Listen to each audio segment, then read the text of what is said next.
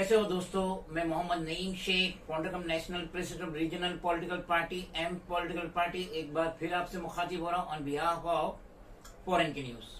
आज 27 March Sunday 2022, आज हमारे स्टूडियो में मायानास डॉक्यूमेंट के consultant as well as leading social worker of Mazgaon jurisdiction Imran Khan आए, और मैंने आज इनको इसलिए मुखातिब किया कि लोगों को डॉक्यूमेंटेशन बनाने के लिए बहुत ही दुश्वारी होती है। जब से ये ऑनलाइन भी चालू हुआ है तो गोया ये सर के ऊपर से जाता है सिटीजन के।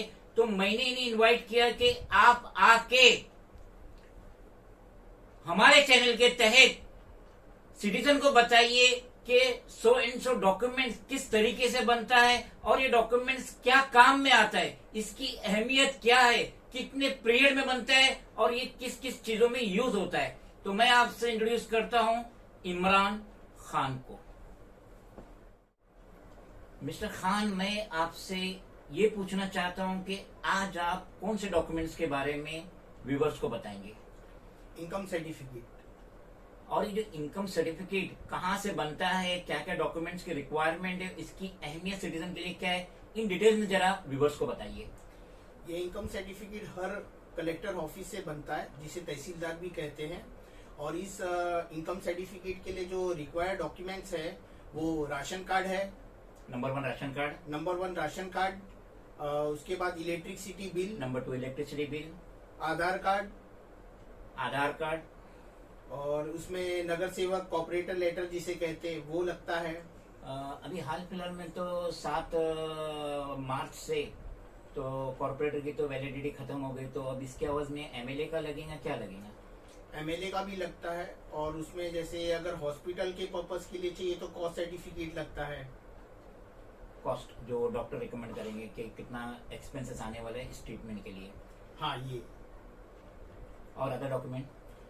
और उसके अलावा यही है, राशन कार्ड है, इलेक्ट्रिसिटी बिल है, आधार कार्ड है, कॉपरेटर लेटर है और हॉस्पिटल का कॉस्ट सर्टिफिकेट है। तो ये जो इनकम सर्टिफिकेट है ये ऑनलाइन होता है? हाँ, ये ऑनलाइन होता है, पर इसका पेपर वेरिफिकेशन किया जाता है। और इसका जो रिक्वायरमेंट यानी कितने दिन में बन के आता है? ये लगभग 1 मंथ लगता है बनने में। हाँ। और इसकी वैलिडिटी कितनी होती है? ये 1 ईयर रहता है। जैसे बिजनेस ईयर होता है अप्रैल से लेके मार्च तक, तो वही पीरियड तक वो 1 साल के लिए वैलिड रहता है। यानी अगर मैंने आज बनाया 27 मार्च, तो इसकी वैलिडिटी कब तक रहेंगी? ये अब मार्च एंडिंग 31 है, तो उसी इतने ही पीरियड के लिए वो वैलिड रहेगा। आप अगर अप्रैल से इसको स्टार्ट करेंगे 1 अप्रैल से लेकर के, तो वो 31 मार्च 2003 तक चलेगा। ये जो इनकम सर्टिफिकेट है इसकी अहमियत सिटीजन के लिए क्या है? ये जो इनकम सर्टिफिकेट है ये बहुत से स्कीम्स, गवर्नमेंट के स्कीम्स में काम में आते हैं। जैसे अगर किसी का व्हाइट राशन कार्ड है, उसको ऑरेंज करना है, तो उसके लिए income certificate ration card office में दिया जाता है। और उस ऑरेंज राशन कार्ड होने से इनको हॉस्पिटल्स में जो भी स्कीम्स हैं वो स्कीम्स मिलती है। जैसे अगर एजुकेशन में बच्चे को अगर कुछ कंसेशन चाहिए कॉलेज या स्कूल में, उसमें इनकम सर्टिफिकेट लगती है।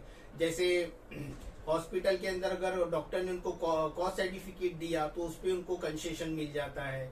ऐसे ये सब चीजें हैं।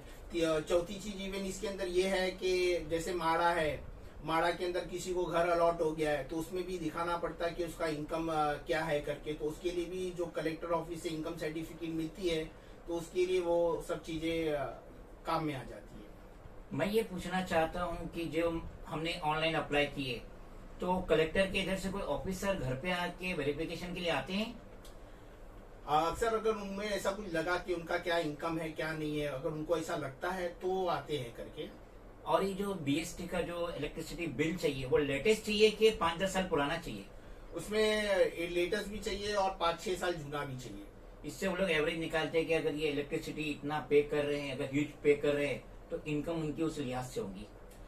वो भी है, और दूसरा कि वो ये जैसे बताया जाता है 15 साल से आप रह करके, तो उसका इलेक्ट्रिसिटी के उस बिहाफ पे वो ये भी पता चलता है कि वो कितने वहां पर कितने सालों से रह करके। यानी कि सिटीजन की लाइफ में इनकम सर्टिफिकेट बहुत अहमियत का हामिल है। और हम जानते हैं, क्योंकि हमारी बच्ची भी मेडिकल में पढ़ रही है, तो किस तरीके से एमबीबीएस और अदर डिग्री कोर्स के लिए इस इनकम सर्टिफिकेट की जरूरत पड़ती है। और अगर ये नहीं रहता है तो लास्ट टाइम पे पेरेंट्स बहुत ही यहाँ वहां दौड़ते इस सर्टिफिकेट को हासिल करने के लिए।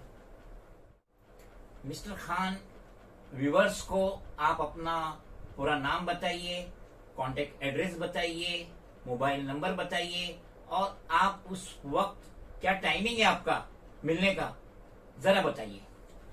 मेरा नाम इमरान खान है और मेरा मोबाइल नंबर 7208382925 है।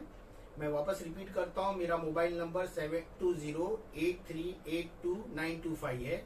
और मेरा जो एड्रेस है ऑफिस का वो है DCB opposite DCB bank, Hasanabad, Anjilwadi, Mazgaon. और मैं वहाँ पर 8 से लेकर के शाम के 5 बजे तक रहता हूँ।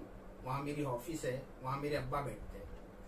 हम भी रिकमेंड करेंगे व्यूवर्स को, पेरेंट्स को, जिनको भी अपना इनकम सर्टिफिकेट बनाना है तो मिस्टर इमरान खान से कांटेक्ट कर सकते हैं। उन्होंने अपना मोबाइल नंबर दिए, एड्रेस दिए, टाइमिंग दिए। और मैं काफी सालों से इन्हें जानता हूं, तो इस तरीके से सिटीजन को एक सही इंसान मिलेगा उनके डॉक्यूमेंटेशन के लिए, और ये गारंटी रहेंगी कि उनके डॉक्यूमेंटेशन का कोई मिसयूज नहीं होगा।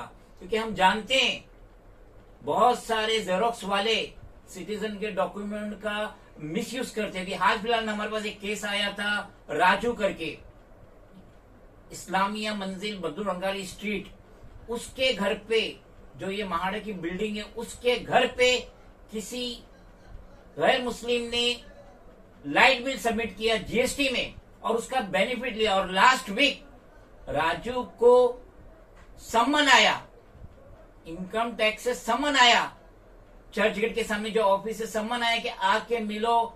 और इस तरीके से वो जाके मिला। तो अगर आपका डॉक्यूमेंटेशन कोई एरे गेरे नत्थु खैरे के हाथ में चली है तो उसका गलत इस्तेमाल हो सकता है। लेकिन इमरान खान एक रिस्पॉन्सिबल पर्सन है, तो व्यूवर्स इन पे भरोसा कर सकते हैं, इनसे अपने बच्चों का काम करा सकते हैं। Friends, if you think that this video is valuable, then please do like, share, comment, subscribe, and please press the bell icon button. Thank you.